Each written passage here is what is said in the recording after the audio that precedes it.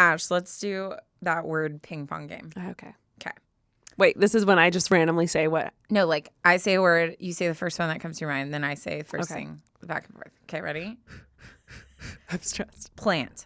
Green. Grass. Leaf. Fall. Cinnamon. Cereal. Lucky Charms. Leprechauns. Clovers. Dog. Dachshund. Weenie. Oscar Mayer. Wiener Schnitzel. Hot dogs. Buns. Mustard. Relish.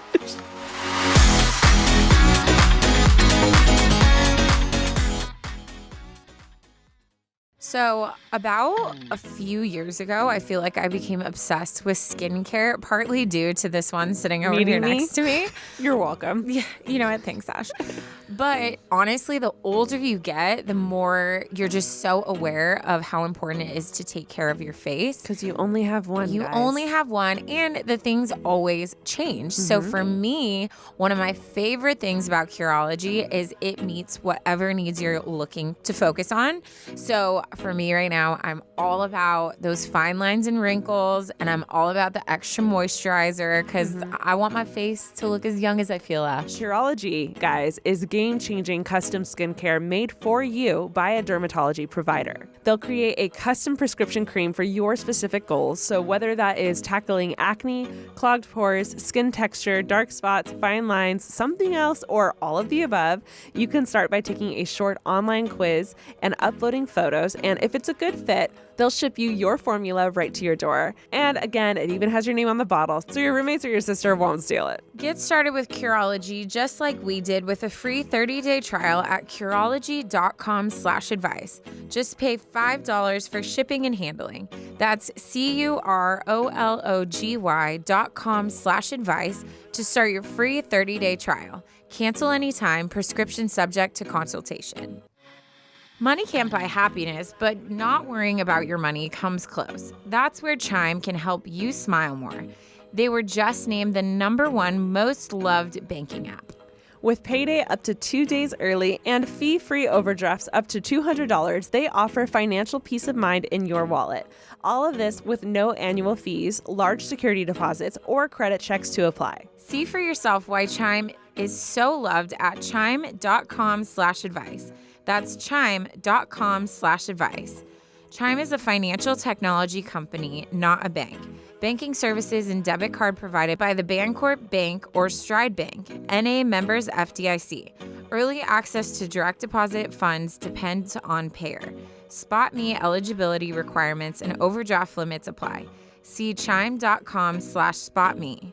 Chime was the 2021 #1 most downloaded banking app in the U.S., according to Apptopia.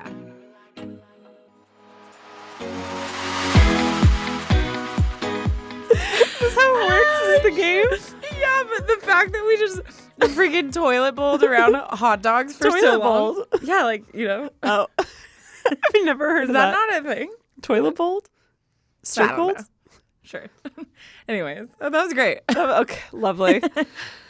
Anytime we do like games like that, I get so anxious. You get so nervous. That's why I never tell you ahead of time. You know what it reminds me of? It reminds me of like when we would be in school and the teacher would say, okay, let's go in a circle and read a chapter or a paragraph each. I would count to get to my paragraph. I'd read it 30 times before it was my turn. Did and you then ever I'd still mess miscount? up. Yeah, I'd still mess up. And you practiced the same Out paragraph? of pure anxiety, I read 7 instead of 8. Yeah. You know, and then I had to like read 8. I'd start 7 and or the person in front of me would start 7 and I'd be like, damn it. Yeah. Because you're always scrolling through for like the one word you don't know how to pronounce. Oh my God. Yeah. I feel it that. was so much pressure. I'm so I glad put I'm so not much in school pressure on myself anymore. back then. Yeah, it was bad. School's hard. School's rough. I feel like we don't get enough credit for completing high school. Also, because like academics is like this, I'm holding up fingers. I was going to say, do you want to? Holding up a 2-inch margin. It's this much of like what school actually is, because it's so much more about social pressures, emotional, like hormones forming, discovering yourself, boys, friends, parents. It's just like so much. And then you're also supposed to do well in your classes, and that's going to determine your future. Like, very well. Send help. I remember being embarrassed. Like, all my friends were going. I went to a college prep high school. All of my friends were going to like 4-year universities, and me and like 2 other kids were going to like junior colleges. And I remember not telling anyone. I was like, I don't want to say where I'm going. Yeah. I don't want to let them know. I always think about, because I had like, I had a few scholarship offers for like one school it was for singing, one school it was for like leadership, and the other school it was for something else. I can't remember. But I always think back, and I'm like so curious if my life could have been so different. Oh, 100%. And I don't regret where I am right now. Like, I would not change anything because I love my life. Like, I love everything about my life right now. But different school, different place. That's a whole different school. Like, would I have met a different guy? A whole different life. Like, yeah. But it's like you can't change one thing. Right. You know what I mean? Like, but I would have to change everything. That's what's so daunting about choosing your college in high school, is it very much so, no, it doesn't like set your future in stone, but it's like the first step. Yeah. Yeah. To a very specific direction in your life. And it's very daunting. I could not. Yeah. It was hard. Anyways, so sorry to stress everyone out who's in high school or college. Hey guys, welcome back to the podcast. Did we do Your that? future matters. Don't make the wrong choice, or you will regret it every day of your dang life. That voice you're hearing over there is Taryne. Hi. Sam. Oh, the other one that you're hearing is Ashley. That's me. Welcome back. To Unsolicited Advice. I feel like if you're a regular, you already know, but when we do twofers, the second one is a freaking riot. It is always a riot, because we're just like, we already did one, and then we're just kind of like shooting the for the second one. It's just so much fun. I don't know why I did finger guns. That's my move, man. I was like shooting the off. I love finger guns. I still do it to this day at random periods of time. Yeah. What should we talk about? I'm trying to think of something new. Something new. Guys, I thought I like found my person for a second. Oh yeah? Yeah.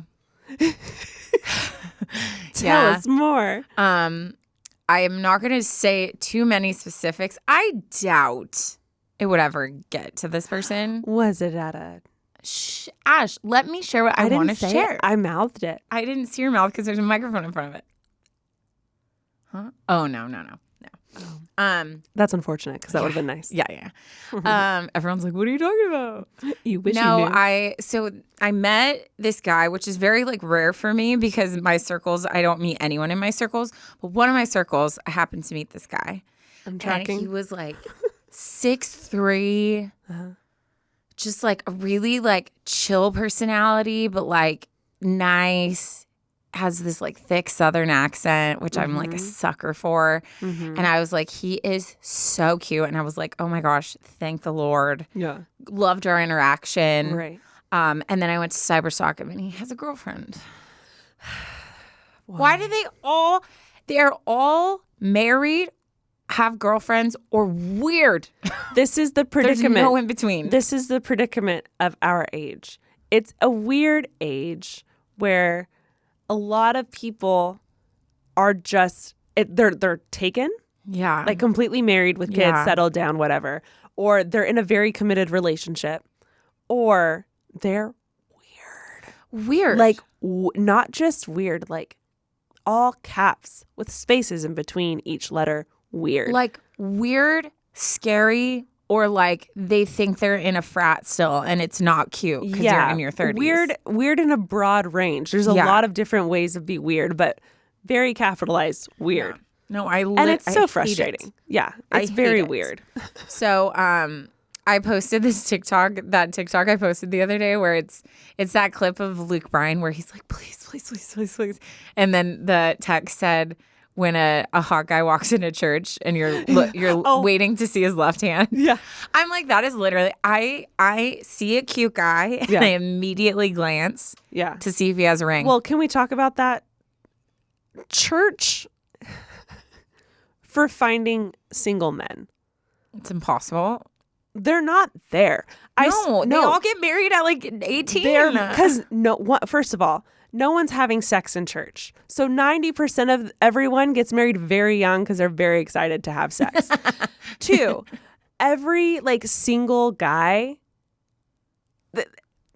they don't go to church. It's like you go to church when you're married with kids is what it feels like. Because I've tried looking for guys in churches. They're not there. Same. They're not there. Same. They're all married with kids or extremely young. But also, if you don't happen to be a greeter, the first person to shake that guy's hand. I was always envious of the greeter role. You're done. He is the second a hot, single, good guy, his toe crosses the threshold. You said hot right when I said hot. I want to clarify. I didn't mean to. The second his big toe crosses the front door, if you're not there to give him your resume of why he should marry you, by the time he gets in the lobby, he's wiped up. Yeah. That's it. You lost your chance. Yeah. Finding a guy at church is not an option. It's not it. Unless you happen to be young and going to youth group. Yeah. That's when you get them. If you're older than high school, good freaking luck. Yeah. Anyways, so if you're keeping tabs, that's my thought on Taryne dating in the church. Still very single. You know what we need to do? Say. What? I'm scared. You know Bangsgiving and New Girl where they invite single friends. Yeah. We need to throw a party and everyone. You're not allowed to allotted. You're not allotted. You're not allowed to come unless you bring a single friend. Well, all the single people. I'm currently still bitter at everyone I know in my life because there's no way not one person I know in my life doesn't have a friend that they're like, oh, they would be great together. I'm convinced someone is gatekeeping. Someone has something. Someone has an option. Someone has an option for me, and they just aren't thinking about it because they're so selfish. Yeah. And if you're listening to this, you know who you are. I hate them. I hate them so much. Quit. My eggs are dying. Knock it off. While you're just focusing on yourself. Do we, at what point, that's a great question. At what point do you freeze your eggs? I don't know. My doctor tried to talk to me about it, and I said, can we talk about this next year? I'm not ready. She said, no, fun fact. She said, sometimes I wonder, should you actually say the things you say? Everybody knows everything about my life. I have no secrets. Anyways, she said that she has girls that start doing it, and they're, early to mid-20s. That's nuts. Ugh. I feel like that's excessive. I would say in my head, and I'm not an expert, I wouldn't know. Yeah. But in my head, I would think mid-30s is a time when you would start thinking about that kind of stuff. Yeah. When you would, because I feel like 40 is when you're like, okay, this might be hard now, But I guess it does make sense if you know beyond a shadow of a doubt that you want to be a mother and have kids and you want to ensure that. I understand freezing them. Yeah. I don't think it's something you need to worry about at that young of an age, but yeah. But it's after she brought it up. And she wasn't like, you need to freeze your eggs. You're like, okay, your womb is dying. I was in what way did she tell you? She just was like, we start asking about that because a lot of women are interested. Mm-hmm. And she was like, I'm not saying you need to, because I think she saw the pure panic go across my head. You have zero poker face. So yeah, true. I'm sure she was probably startled by your reaction. So then I went home and was Googling it, which was a terrible mistake. Never then Google. I was like, never Google. I was like, oh my God, it costs so much money to freeze them. Extremely expensive. And then so much money once you want to use them. Yeah. So then I just immediately downloaded dating apps again. Yeah. I was like, just a word to the wise. I gotta do this old-fashioned way. If ever you need to look something up medically for yourself, have a friend do it. Yeah. I mean, even my sister the other night, she woke up having a pure anxiety attack. and called me, and I had to Google something for her. And I miss Googling stuff for Alicia. I ended up having to go over and take care of it. But it's just like Google is such a bad thing when you're in a very unsteady state, or it's a very like sensitive topic. Like it's just better to have, hey, when you have a spare moment, can you Google this? Yeah. Let me know if I need to for sure dive in or if I should not, Well, welcome to the podcast where it's only been like 10 minutes and we've talked about freezing our eggs. So this is going to be a great episode. and we should be talking about things like these. My voice cracked. So about a few years ago, I feel like I became obsessed with skincare, partly due to this one sitting over here next to me. You're welcome. Yeah, you know what? Thanks, Ash. But honestly, the older you get, the more you're just so aware of how important it is to take care of your face. Because you only have one, You only have one, and the things always change. Mm-hmm. So for me, one of my favorite things about Curology is it meets whatever needs you're looking to focus on. So for me right now, I'm all about those fine lines and wrinkles, and I'm all about the extra moisturizer because I want my face to look as young as I feel, Ash. The first time I heard of Curology, it was through YouTube, and one of my favorite YouTubers was using it, and I remember being like so jealous. I wanted it because of the cute packaging, and it had her name on it, and I thought it was just so adorable. But there's so much more to Curology than its very cute packaging. Curology, guys, is game-changing custom skincare made for you by a dermatology provider. They'll create a custom prescription cream for your specific goals. So whether that is tackling acne, clogged pores, skin texture, dark spots, fine lines, something else, or all of the above, you can start by taking a short online quiz and uploading photos. And if it's a good fit, they'll ship you your formula right to your door. And again, it even has your name on the bottle, so your roommates or your sister won't steal it. Like I said, I've been using Curology for a very long time, back when I was very focused on acne, but it has grown with me over the years. Again, like Taryne said, I am 32 now. I'm focused on hydration, on plumpness, on fighting lines and age spots. And I love that Curology has been with me from the beginning. Get started with Curology just like we did with a free 30-day trial at Curology.com/advice. Just pay $5 for shipping and handling. That's Curology.com/advice to start your free 30-day trial. Cancel anytime. Prescription subject to consultation.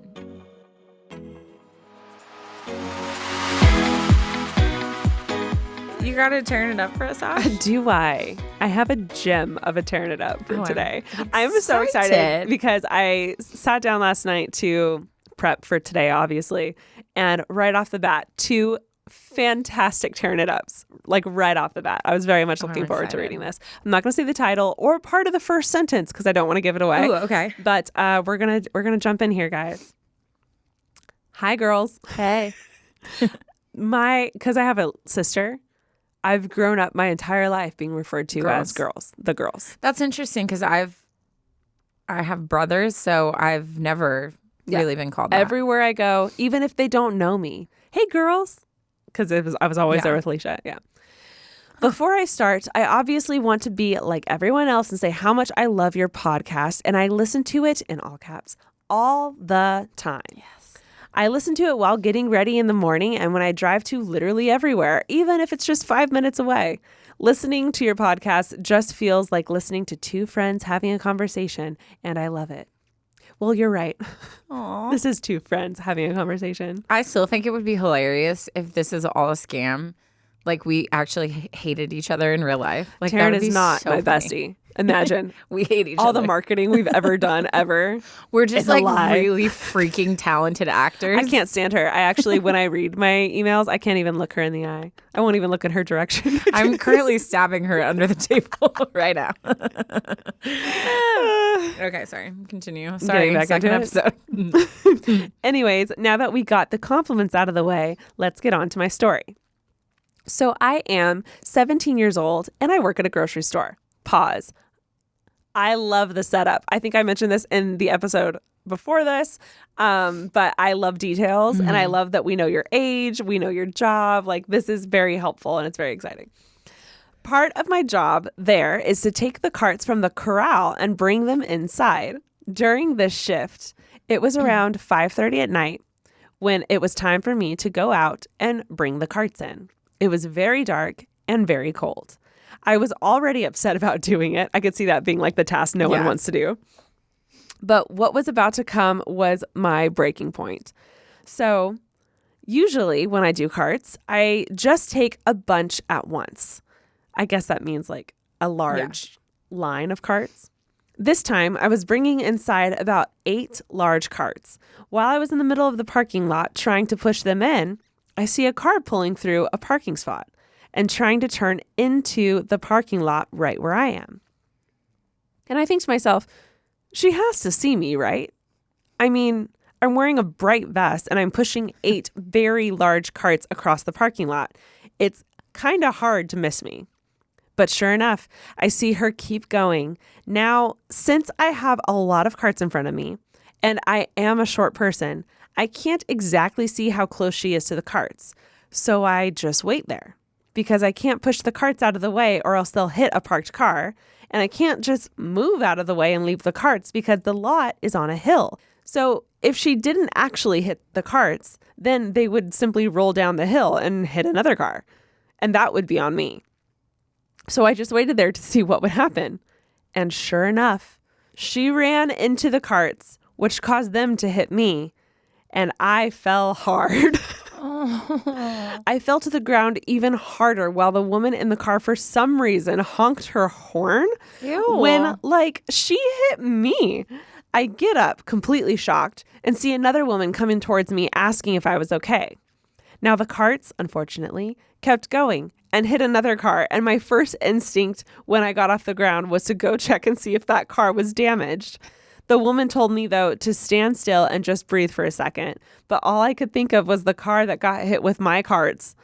The woman that hit me parked and came up to us and was apologizing and saying how she didn't know what happened. And the other woman responded with, well, unfortunately, you hit this girl with your car. Which now thinking about it afterwards is pretty funny. Anyways, they took me inside to go to the front desk where my managers were. The woman that checked on me then proceeded to point to me once she got there. And all I could say was, I got hit by a car. My managers were speechless and didn't know what to say. They asked if I was okay, and I said I was fine. I started to cry because I'm fragile and I cry at any slight inconvenience. That's the worst. Yeah. I hate that. Yeah. That happened. I feel like I used to be like that when I was younger, like any kind of And then you're so mad you're crying, it makes you cry I even get harder. emotional. Yeah. I was mostly embarrassed than anything, especially since I was crying in front of one of my super hot managers that Not the work they crush. had a crush on. Not the work crush. I'm devastated for you. Yeah, same. Anyways, my manager called the store manager down and said that since I'm a minor, I have to call my mom and see if she wants to file an accident report. I did, and she said if I wasn't badly hurt, then she didn't think there was a need, but she didn't want me doing carts anymore for a bit. The woman that hit me kept apologizing, but honestly, it didn't seem that sincere.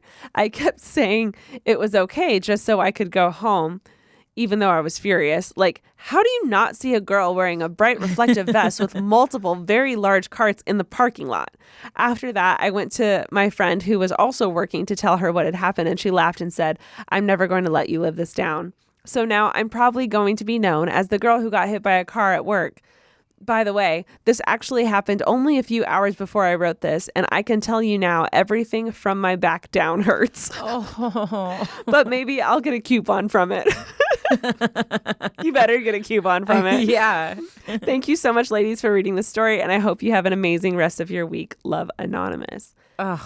I love this trend of people, something happening to people, and their immediate reaction is writing it down and sending it in. Yes. Yes. I'm so sorry you got hit by a cart, but I love that the first thing you wanted to do was share it with us. That's so fun. Yes. We will take all the things. So. Yes, we love all the drama. Also, that woman, only excuse in my head is you were on your phone. Or you're legally blind and you shouldn't be driving. You know, like your eyes should be wide open to see that. So like she clearly was doing something I'm going to go ahead and assume phone. Yeah. Well, for her first reaction to be to honk, she probably thought the girl Startled ran into her. Yeah. So she wasn't paying attention. Yeah. That's rough. Homegirl was on her phone. That's rough. Idiot. Well, I'm glad you're okay. Also, I feel like you should have like milked it and gotten like free ice cream. Chiropractic sessions. A free grocery run. I mean, the difference. I Like want you free should have got food. chiropractor. Actually, you should 1,000% get. No, yeah. I mean, even like a small hit and run can cause whiplash. Yeah. Yeah. You know, that's our first. That's our first advice of the episode. Of the day. Yeah. Go to a doctor and get a report chiropractor. done. So you can get it covered. And also demand free groceries. And get groceries. For a month. Yeah. Or you'll sue. Good times. Maybe lighting wasn't good enough in the parking lot. That's a good way to sue. Yeah. Well, I don't think she'd sue the... It'd probably be the lady, right? Sue someone. Yeah. Sue someone. Probably get more money if you sue the grocery store. Fun fact. That's toxic. I won a lawsuit against Edison. Oh, shoot. Well, they paid me out. Are you rolling in the dough now? No. Well, I should have gotten way more, but I was so poor, and they were like, "Here's this much money," and I was like, "Wow, here's $300." Yeah. Yay! Cool. Edison. I know. You can afford more. When I fell into the manhole. Yeah. My car. Yeah. An excellent tearing it up, by the way. Excellent tearing it up. Also the start of a phobia. So which I still struggle with. Anywho, we want to try to get through two stories today. So let's get into mine. This one is titled, How Do I Deal with Growing Up? I don't know. You know, I wish I could help you. I still to this day refer to other people as adults. Or like I'll be like, oh yeah, when I'm an adult. I'm like, wait. In my head, my parents are adults. Yes. And they're in their 60s. I am nowhere near adulting. No. So no, I am a child still. I'm a straight up child. Okay. Oh my gosh. Yawning. Not a good sign, Ash. Wake me up. I mean, I'm on coffee number 2. I should have got coffee. I got a Diet Coke instead. Anyways. Okay. Hi, ladies. Hey. She said she couldn't decide whose name to put first. Alphabetical is a good way to go. We are sorry that we put that pressure on you, but also not, because all we want is validation that you like us better. I want to know that you like me better. She wants to know that you like her better. Common sense is alphabetical. No, it's not. Yeah, it is. Taryne and Ash flows so much better than Ash and Taryne. Ashley and Taryne. Okay, you always say you like being called Ash. I do like being called Ash. Taryne and Ash flows way better. The only way it flows better is because we're calling me Ash. We have currently 3 people in the studio. No, we're busy. We have to record. No, Ashley, I want to know this. Does Taryne and Ash sound better, or Ashley and Taryne? Mandy? Way to put her on the spot. You have to vote. Who's been your employer longer? Just kidding. Yeah. Michaela? I don't want to offend anybody. Wow. Right, Ash and Taryne, because that's the way Mark had it set up. So everything is Ash. Because Mark is logical and knows Okay, well, I alphabetical. don't see this going my way, so I'm going to start reading the story. Okay. I've been going through it these past few weeks, and as I was listening to your podcast today, it dawned on me that I should write in. You both give big sister energy, and I think that's what I really need right now. To start, my name is Daisy. I love the name Daisy. I know, it's so cute. And I'm 25 years old. Both of my parents are immigrants. My dad is from Mexico and my mom is from Brazil. I was born and raised in Chicago, but I've lived in Boston for the past 4 years for work after graduating college in Michigan in 2019. My parents are divorced, but my dad was left with our childhood home, and it's where I always go back when I fly back into Chicago to visit. A few months ago, my dad mentioned to me that in a few years, he would like to retire. He's 64 right now. Then he would sell the house and move back to Mexico because it's where all of his family is. My parents, me, and my older brother are the only ones that are in the U.S. Fast forward to last week, I found out that my dad put our house up for sale, thinking it was going to take a year to sell, which, dude, the market right now, houses are selling so fast. Yeah. He received 5 offers way over asking price the very next day. Incredible. He's moving forward with the best offer, and it's looking like the closing on the house will be November 28th. I wouldn't be shocked if someone swooped in with cash and $100 grand extra. No, literally. Literally. And just got the house. I know. What I was mentally preparing for to take years is happening next week, and I'm not adjusting well.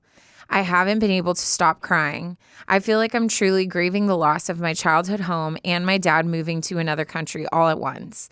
I've tried talking to other people about this, but I feel minimized when they say, oh, well, it's good that he's leaving, or at least he'll be back with his family.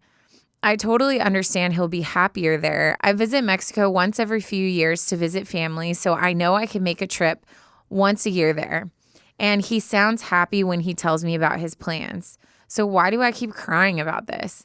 Memories just keep flooding back to me. I think about how I'm not a kid anymore, watching movies on the couch with my brother, or playing in the backyard together, or doing homework at the kitchen table. I won't be able to celebrate Christmas with my dad this year because he'll have moved away before the holidays. I used to wake up at 5 a.m. with my brother to open presents and show my dad all the cool things we got. He won't be there this time, and I haven't even gotten him a present yet. I'm so heartbroken over next week being the last time I'll ever be in that house again, and so sad that it'll be the last time I get to drive around with my dad and go to our favorite restaurants together in Chicago. On top of all of this, I'm applying to graduate school to programs across the U.S., so if I get in, my fiance and I will have to leave Boston and move somewhere entirely new in July. I also just got engaged this past May and am planning a wedding to get married in April. So there's so much happening and changing this next year, and I don't feel ready for it all. How have you ladies coped with change in your life as you get older? Am I having a quarter life crisis? Any advice or just kind words would be appreciated. My love language is words of affirmation. We'll get you there, girl. Mm-hmm. Thank you so much for reading this if you do. And also, I'm attaching a photo of me and my fiance and my wedding dress that I said yes to a few months ago, which I'm so excited because this means we're seeing it before anyone else. I feel honored. Oh my God, it's not loading. Stunning. Oh, I love that. No, literally I stunning. love that a lot. I love the I don't want to say in case he's listening. Don't say anything. Well, I love the A-line pleather. Pleather? The deep plunge. The deep plunge. Oh, man. Well, you look beautiful. Yeah. Dude, so cute. That is so much change all at once to be juggling. Not only, actually, I've had a doctor say there's like a couple things in your life that are the most stressful events. One of them is having a kid. One of them is moving. Mm-hmm. And I think the third one's getting married. Mm-hmm. I'm going to be very honest. I'm pretty sure you hit the trifecta on all of the most stressful life changes that you can have. A kid. Or, I'm so sorry. Marriage. My brain just went all over the place. What if I she think is I was pregnant talking and about she's the like, other wait. podcast. Yeah. Get back on track, Ash. You got it. In summation, there are very traumatic things, very stressful things that happen in our lives. One being marriage. One being, I think death, like a family Ashley. death. Sorry. I'm sorry. You said there was 3, and then you keep changing them. All this to say she's going through a lot. You're going through a lot, okay? You're going through a lot. And, okay, I do want to clarify, though. I'm pretty sure there's, like, a few... There's major stresses in your life, like marriage, like moving. In your mouth. And you're hitting all of them. And then Death. also, on Life. top of it, not only are you moving, but you're losing your childhood home, which is a big change. Yeah. And then not only is your dad moving, but he's moving to a different country. Yeah. That is very extreme. Everything that's happening right now is in like the extreme category. That is so, I mean, I'm 32. My parents just sold my childhood house last year. So weird. Yeah. And I'm 32. Yeah. And I honestly, they needed to move. Like, it's a house that like, it wasn't in a great area. And I'm very happy that they moved. I still feel emotional about it because that was my childhood home. Yeah. It's so natural and it's so normal to be feeling what you're feeling, but you must be feeling it on like the nth Oh my gosh. degree. Yeah. It must be so much more stronger for you. And like, I know marriage is exciting and planning your future with your fiance is exciting, but that in itself is a huge change. Like, it's still scary. And it's totally natural to be nervous about getting married. Like, that's a big life change. And then she said she was moving for her master's degree. Is that what it was? Or she was moving for something school related, which is, and again, such a huge, big change that you and your fiance might have to move out there. So I think you need to give yourself a break. Yeah. All of that to say, you are going through it and you need a break. Yeah. Sorry, I'm chewing on a Tums. She's having acid reflux. We were were trying to hide that from you guys, but we're just I was like, Ashley can't circle for much longer. We're just gonna say it. I was trying to keep. Don't blame me for. I was trying to keep from having to say it, but here we are. I mean, the girls are good at it. What's the first thing you do when you wake up? Is it checking up on your credit score? Absolutely not. Didn't think so. At Chime, that's exactly what they do. With their secured Chime Credit Builder Visa credit card, you can start to build credit with your own money. Chime reports your payments to credit bureaus to help you build credit over time. Their members see an increase of 30 points on average. All of this with no annual fees, large security deposits, or credit checks to apply. So start your credit journey with Chime. Sign up takes only 2 minutes and doesn't affect your credit score.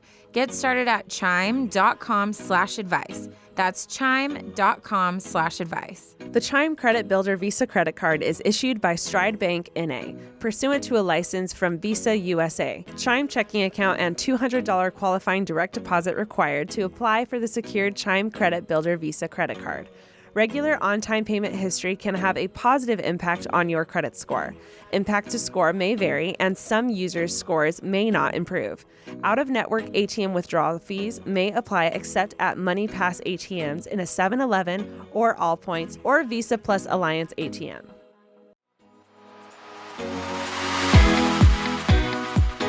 Yes, I think change is hard in general, and I feel like you kind of touched on that.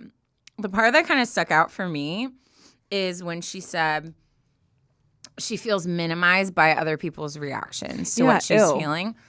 And I think that's something I feel like even I went through a period of time where like I was sorting through that, because the worse the world gets, and we're so aware of so much stuff going on in the world that's just terrible, like awful things.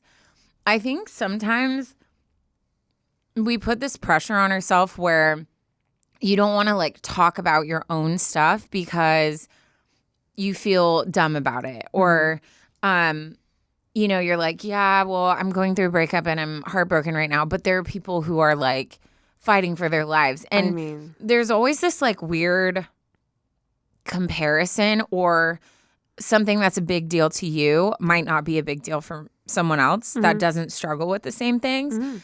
And so you start to like minimize your problems because you feel dumb in the way that people react. And it is hard. Like I think people respond in the best way that they know how.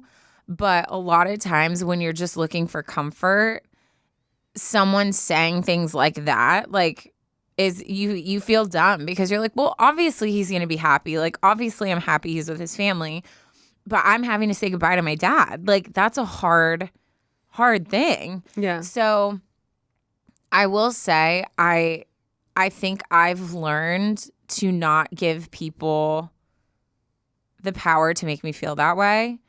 I feel like you need to just take ownership of your emotions and know that you are completely valid in feeling anything that you're feeling. And it is a very hard life transition you're going through right now. But it sounds like you're needing comfort. And I would be careful who you give the opportunity to be that for you. So if you're talking to people and their response is that, those are not the people you need to go to. Well, it sounds like you need comfort from your dad. Well, I mean, I think her dad is just very focused on this new change. Well, yeah, but like it sounds like, yes, you need to talk to people about it, but it primarily sounds like you need to talk to your dad about it. Yeah. I'm saying she said when she talks to people respond like that. But yeah, no, I mean, I think that's also hard because you're taking on, you don't want to like ruin his excitement for this new change, but you're also like, wait, I'm sad. I'm not happy yet. So yeah, I think talking to him too and just telling him what you're feeling is, I don't know. I think sometimes we minimize our own stuff so much, and I've stopped doing that, and I can tell that it's an inconvenience to people, but I don't care anymore. Like I used to be so worried about like in this situation being like, well, I don't want to tell my dad I'm struggling because I want him to be happy. Like, I think there's so many times in life we do that. We like minimize our own stuff because we don't want to step on other people's things. But I don't think that's necessarily helpful for either of you. I think it's good for your dad to know where you're at, and maybe like he'll handle it in a way that is better and checking in on you. But I also think you need to find people who support you and will acknowledge that like you're going through a hard time. Yeah, I also think what the scariest thing about your dad moving away is like you don't know when you're going to see him again, and you don't know how your relationship will be affected by this. So maybe this week or in the next few days or so, you can like sit down with him and come up with a plan. Like, hey, like I want weekly FaceTimes or weekly Skype calls where we can like sit and chat, and at least I can see your face, you know? And then I want to know that I'm going to see you every 6 months. Like whether you come out here and then I come out there the next time or whatever, like I want to know that I'm going to like see you, and I want to be able to plan for it. So I feel like having some kind of game plan in place for this upcoming very different year for you guys would be very helpful to be like, okay, like I'm still going to see him. I'm still going to talk to him. We have things in play to keep our relationship strong. Yeah, and like you get to do new traditions. Like maybe you guys do Christmas in July and you like deck the whole house out with like Christmas decorations and you open presents because like that's the time that visits work. Or I think there's lots of things you can do, and that stuff will start to work itself out after this transition. But I think right now you need to give yourself space to just like mourn what's going on. I was a mess when we moved out of my house. Like I remember I cried and I kissed the driveway because I was just like so sad when I left my house. Like Ash has just been going through like moving away from her sister, and it was like a huge emotional response you had. Yeah. So it's like when life changes, it's really hard because I think everything feels so scary and out of control. So when things that you put trust in are also changing, you're like, I'm falling apart. Like the ground is not here. So I think you need to give yourself space to realize like it is a lot and you have every right to be struggling. But I think you just need to find people that can help you process through that. And then once you've mourned and you feel good, then start to game plan and put things in motion that you can then start to look forward to. Yeah, I also think something that's very helpful when it comes to change, like moving and saying goodbye to your childhood home, is like having like, I don't want to say memorial service, but like having a moment and like sitting there and like taking it in and really being there in that moment helps solidify like, okay, I said goodbye. I did all my things. I can walk away now. Like when my parents are getting rid of their house, me and my sister intentionally went down to have one last night there all together. And we all, like, something we used to do growing up a lot, because my parents love a backyard, is we would like sit outside and lay on a blanket and look at the stars, because my parents live like more in the deserty area and the sky is big and always awake and just alive with stars and shooting stars. So like we all put down a blanket, laid down, sat in the yard one last time and looked at the stars. And it was a very nice, like, thank you, house, for all of the good times, even the bad. And see you later. Like, it ended up being like a very positive, happy moment where I can confidently say, like, I got to say goodbye to my house and it meant a lot to me. Yeah. So I think something like that would be so nice. I even like wrote on a wall. No, I know. Like I wrote a note. And all those things, like, that's what I'm saying. Like, you need to do stuff for yourself and not worry about if other people think you're being dramatic or cheesy. Like, do stuff for yourself. To process in the way you need to. Exactly, because you want to process it fully. Yeah. Even like when I got rid of my first car, I cried. Yeah. Like, it's something, it's not it's not unnatural to have feelings towards inanimate objects that have been there through a good chunk of your life. Like I lived in my car for a long period of time through college. Like I was constantly in it and I was sad to say goodbye to it. Yeah. There's nothing embarrassing about that. Yeah. Same thing with a house. And I think if you put a plan in play with your dad, I think that'll be way, way easier knowing that that's there. Also, I agree with Taryne. I think the next year of your life is going to be hectic. And it sounds like there's going to be a lot of change, a lot of positive change, but also like some scary change with your dad leaving. I think you just need to lean in to every single thing being a little different and trying to make fun out of it. Yeah. Like, okay, if we're having Christmas in July, then like let's full on do like a Christmas in July. Like let's do a tree. Like let's do everything and make it so fun and just lean into the not normalness of it. Yeah. And make it fun. Yeah. No, I totally agree. But what if you don't take anything from this, just know your feelings are valid and this is a lot. So process it in the way you need to and bring other people into that process as well that love you and are going to support you.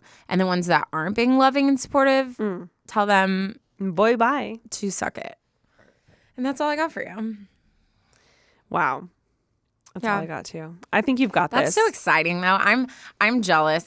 When I look back, I always wish like I would have like moved to a different state or I would have like done so many more like adventurous things. And I think these next years are going to be the ones that you like tell your kids about later. But right now it's the scary transition part, but I think it's going to lead to so many beautiful things. I mean, when me and my sister moved to LA together, that's what I'm going to tell my kids about. Yeah. Like it was just the most fun, exciting thing. Yeah. And it was just a wild ride for me. But it was a really hard transition for you.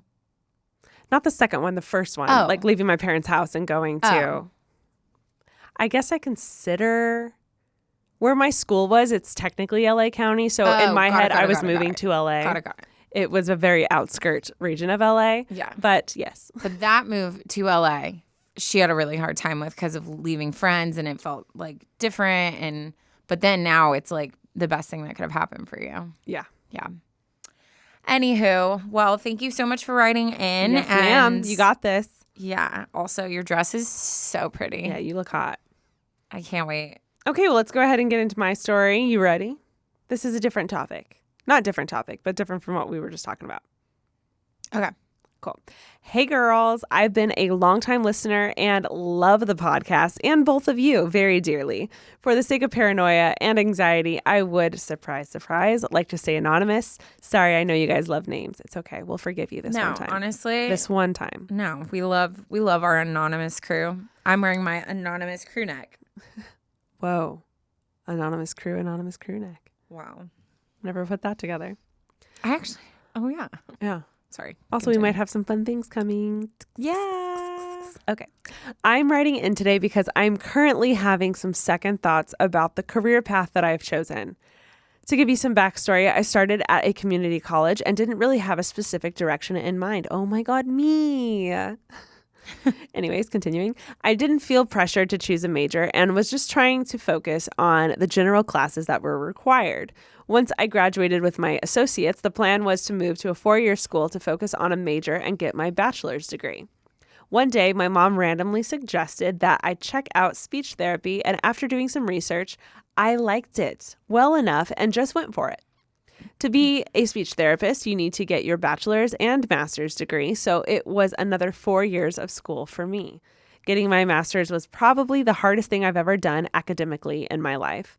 The competition was fierce and the workload was insane, but I did well and graduated successfully. Congratulations. Congratulations. I am now 30 years old and have been working in this field for over 5 years. And I'm pretty good at what I do.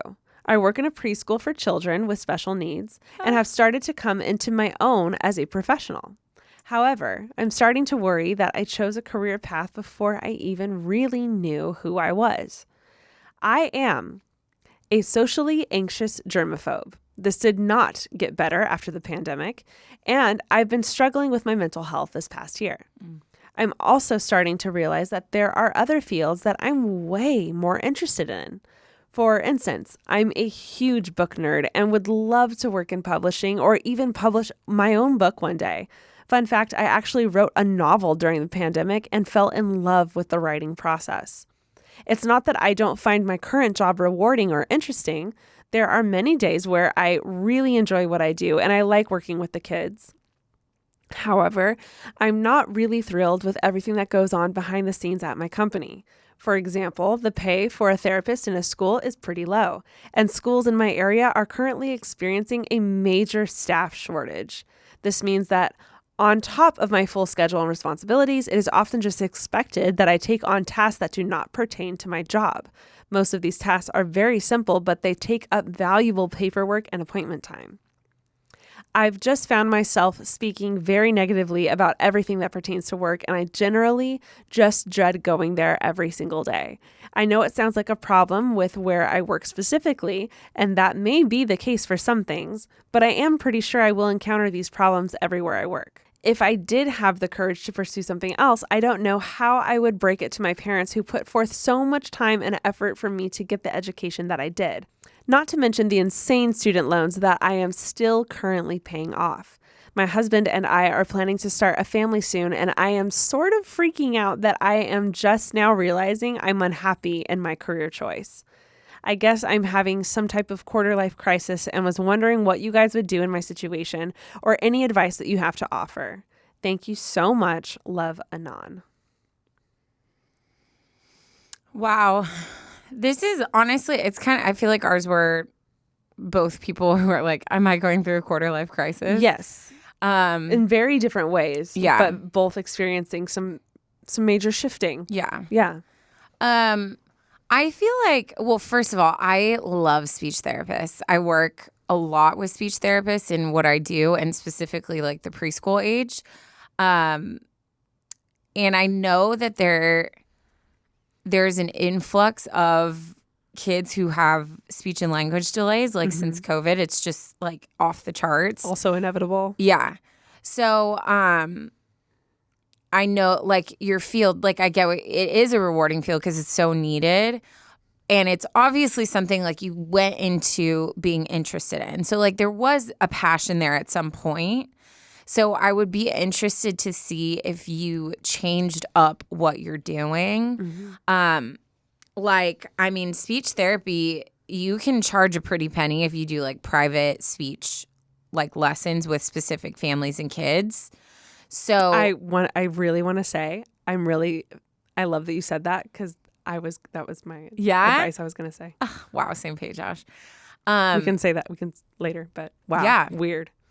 So I like for me, if I look at your situation just like totally like outside perspective, objectively, my first thought was like, well, why don't you look into doing private speech therapy? That was exactly my thought. And starting to pursue some stuff on the side to see if, do I really like this? Do I really want to get into it? Also, if you're thinking about having a family, like what a perfect way to like set your own schedule. Like that's always been my dream. Like once I have kids, I've always thought that I'll go back into getting my final classes to be a licensed psychologist because I was like, I could just work for a private practice and have like sessions while the kids are at school, but then like be able to be home so I think there's so much flexibility with doing the private speech therapy lessons. And I know it's so needed. And I know that there are people that would pay out of pocket for just, that on the side. So, yeah, I would be interested because I mean, like for me, I still do what I'm passionate about and like what my job was, but I also wanted to pursue the podcast and like doing some stuff on my own. So I kind of just shifted like my schedule around so that I could do both. And I've never been happier because I feel like it ignited just my spark back in general. Yeah. So now I'm like so much more invested in everything I do because I'm happy and I'm kind of meeting all of like my passions, So, and while getting money and insurance and all the things that like I need. So That is my like initial thing, and it sounds like I mean, we thought the same thing. it was the first thing that came to my head. I agree with Taryne. There was passion there in the beginning. It sounds like what's happened is the company that you work for has kind of drained the light out of something that you used to be passionate about. And how cliche is that? That is so normal. You're not always fascinated by the work that you do. Yeah. We don't always love our jobs. We understand that.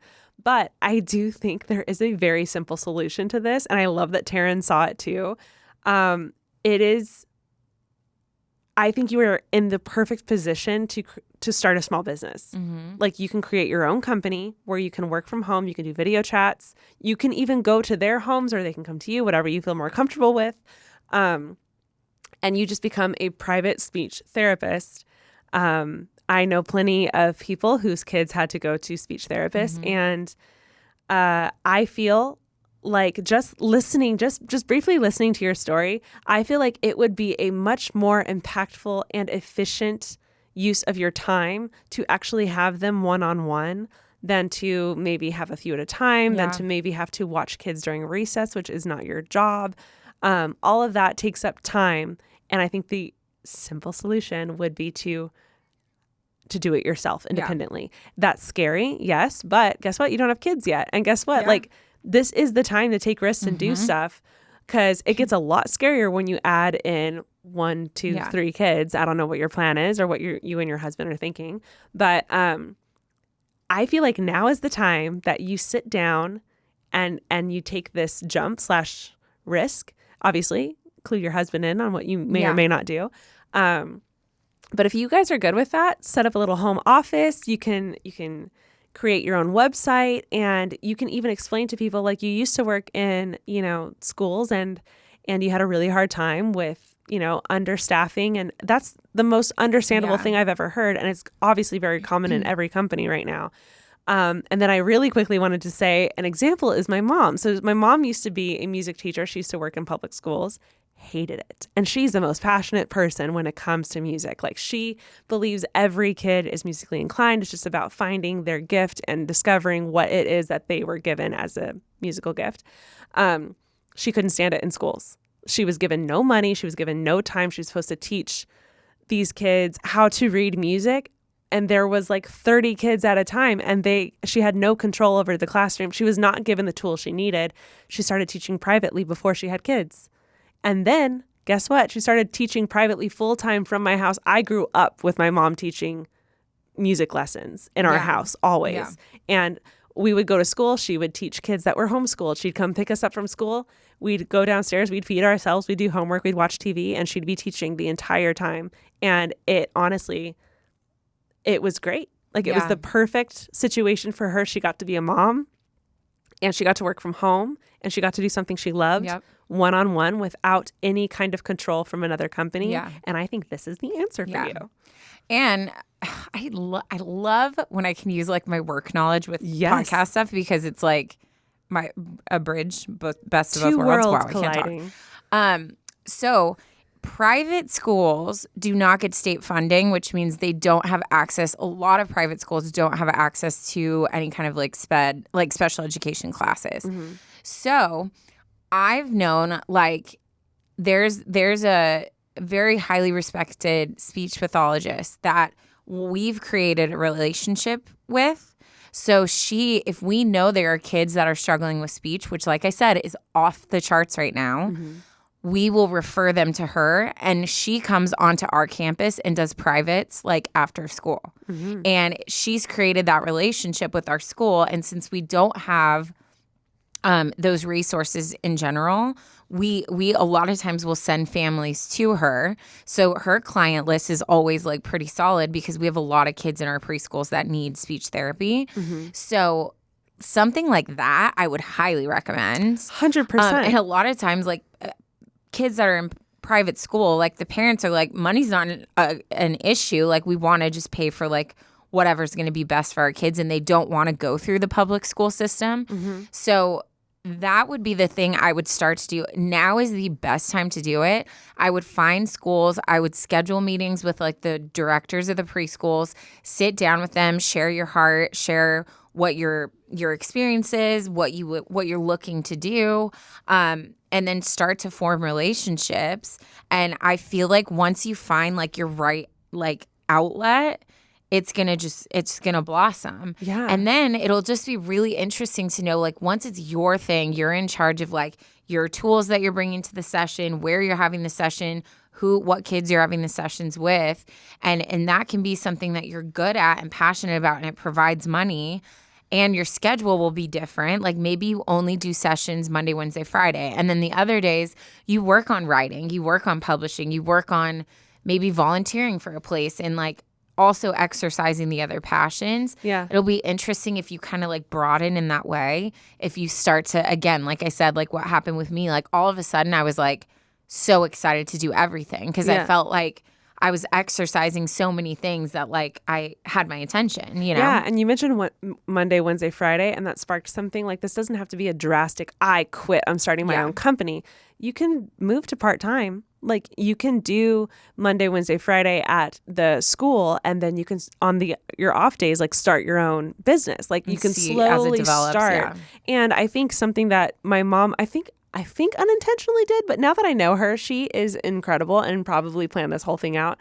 I think being involved in the school still is a great way to market your company. Yeah. And just be like, hey, I do speech, therapy here. I also do it from home. If there's a better time that's better for you and your kid and your family and your lifestyle, I'd be happy to schedule something privately. Just let me know. And that's when like word of mouth takes off. Yeah. Like all of a sudden parents have an option to not have to do it right after school. Like a lot of parents have jobs and they can't run back to go like be at this appointment. So I think possibly going to part-time and then being able to say, I also do private lessons is a phenomenal opportunity to market yourself where your audience is. And I say audience because I'm stuck in a YouTube world, but like that's where your demo is, and that's where you should be like pitching yourself. I just think it's so important, like and we've talked about this before, it's okay to acknowledge that a job is a job and it provides security, it provides benefits and money. But if you're feeling like you're drowning or you're wanting other things, like you don't have to do drastic things. Some people are lucky enough to be passionate about their jobs and they love every day of their life with work. Other people, they're talented in things and work is work. And when they get off, that's when like the fun starts. So it's okay for things to be either or.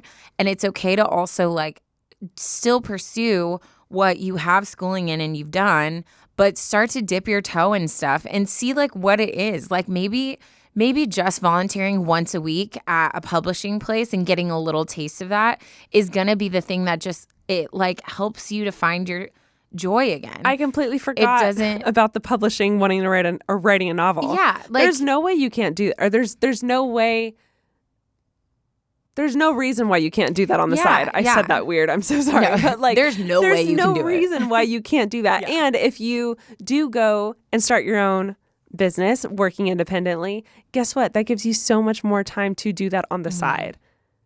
You can totally do all of it. And what if you so stoked for your future now. What if you write like a really cool book that is geared towards preschool kids and it is exercising speech techniques within the way it's written? Like the sky is the limit of how things can crisscross together. Then you start marketing that at the school. Yeah. Oh my God. I'm just saying. What a beautiful I should be your life future. coach. If you're in California, let me know. I got some connects for She's you. She's getting her coaching from us. Yeah. But I think this can apply to anybody too if you're just struggling with that work passion dynamic. You gotta prioritize exercising it, whether it's, on the times you're off work or if you go down on your whatever it is, whatever makes sense for you.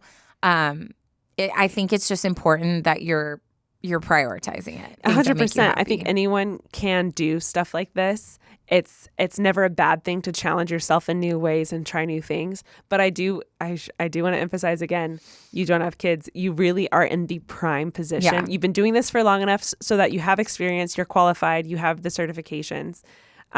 This is the prime time to make a jump and do something drastic before before kids. Yeah. Like this is prime time.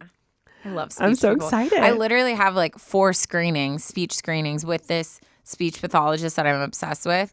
I like once a year I have her come and like screen kids so parents can sign up. Like it's just you gotta find people and make those relationships. For sure. And then you're in. Oh you my know? God. Oh my God. Wow. Well, thank you so much to everybody for writing in. Yes. Thank you to everybody for listening. Yes. If something sparked in your mind, you're like, oh, I wish I could talk to them about this. Yeah. Just write it in. Yeah. Also embarrassing stories. Also, like, it doesn't have to be serious things. It can be like a weird work situation or Yes. a family member that did something weird. We love all the things. Or challenge us with a brand new topic. Yeah. Be like, you've never talked about this. Yeah. Okay, I have a dad joke. Of course you do. Duh. This is another one. I feel like I've done so many. I wish I could add it up. How many episodes have we had? What episode are we on, Michaela? 197. We're 197? so close. Wow. Almost We're 200, almost at 200. guys. We need to do like a fun video. We or should. What do we something. do? What do we do? What do we do? I don't know. Let's think Cake? about it. I'll jump out of a cake. I'll shock you and jump. We'll jump out of a cake. It'll be a big cake. I was gonna say to fit this backside in a cake, No, it needs to be two the human size beings of this in it. room. Okay. But all this to say, I've said so many dad jokes. Like I feel like I'm gonna repeat. Mhm. Why should you always knock on the refrigerator door before opening it? I don't know. Just in case there's a salad dressing. Ah, that's good. Guys, But if you made it to the dad joke, we love you the mostest. No news here. Be sure to follow us on YouTube. We record every episode. Follow us on Instagram. We also have our own personal Instagrams. We also have our own personal YouTube channels. Follow us on all of the things. Yeah. Also, we have a TikTok. So check us out on TikTok. All the advice on all the Always. platforms. yes. We love that you guys get your therapy from us. And we'll talk to you guys in the next episode, which will be coming soon. Love you. Bye.